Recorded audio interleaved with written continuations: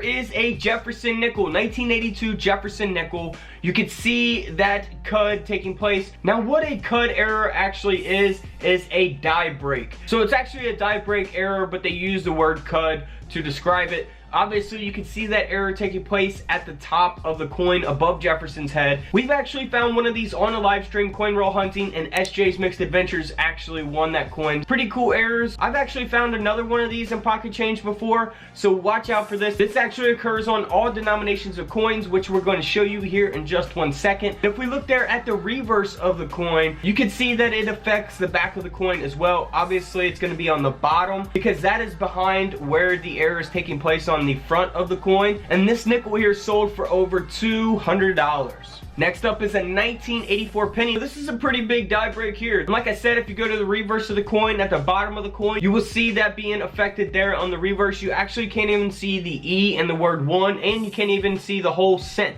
It's totally faded, totally gone because of that die break error. Now this penny here sold on eBay for over $188. Next up is a Washington quarter, a 1985 Washington quarter. Now all these coins actually sold on eBay. Now these aren't auctions at like a coin auction or anything. They actually sold on eBay. You can look in the sold listings and check them out. This Washington quarter here with this die break cud error sold for over $200. Next up is a coin you probably wouldn't expect to see in this video because it's a little older coin. This is a Buffalo nickel or an Indian head nickel, however you prefer to classify your older nickels. You can see there on the reverse at the bottom where it says 5 cents, the N, the T, and the S is cut off there from that error. Now this nickel here sold for over 68 bucks. So if you find your worn out nickels, check and see if they actually have a cud error, because it is possible, as you can see here in the image displayed. Moving on to a 1973 Denver minted Kennedy half dollar. This is something to look for when you're not looking for silver or anything. You're always got to be on the lookout for error coins.